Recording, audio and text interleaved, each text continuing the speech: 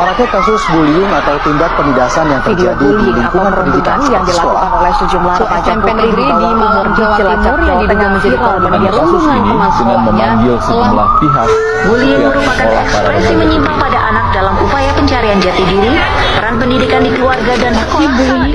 Peristiwa perundungan siswa baru yang terjadi di SMP Negeri 3 Doko, Kabupaten Blitar viral di media sosial.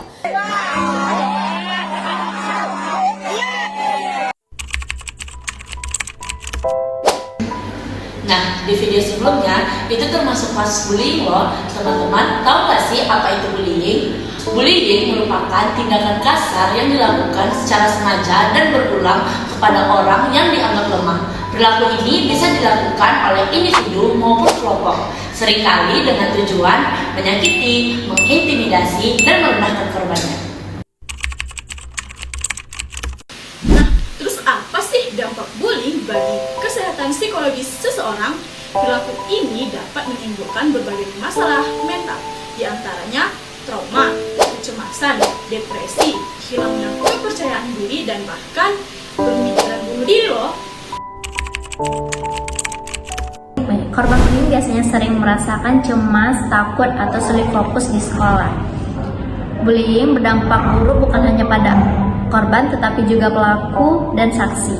Pelaku biasanya menunjukkan rasa kurang empati, sulit bergaul, dan bisa berisiko mengalami gangguan emosi atau mental.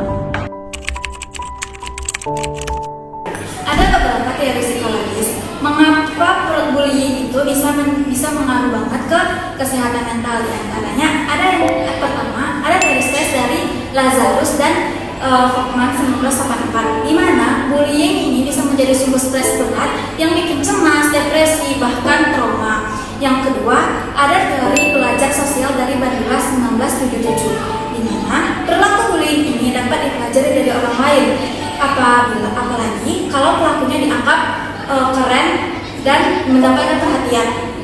Yang ketiga, ada harga diri dari Rosenblum 1965, di mana bullying ini dapat menurunkan rasa percaya diri korban sehingga mereka merasa tidak percaya lagi, tidak berharga.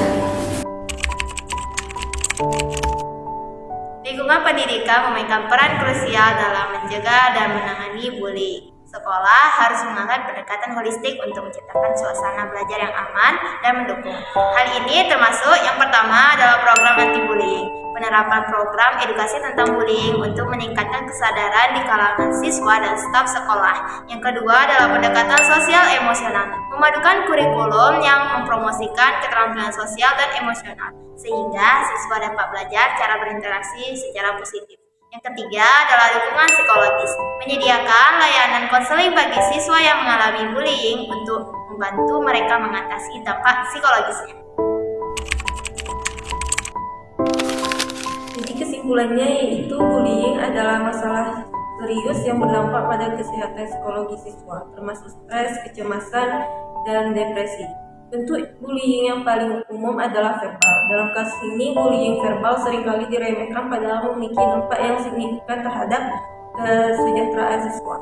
Dukungan sosial terbukti memiliki peran penting dalam pemulihan korban. Namun sebagian besar korban melaporkan bahwa kekurangan dukungan tersebut.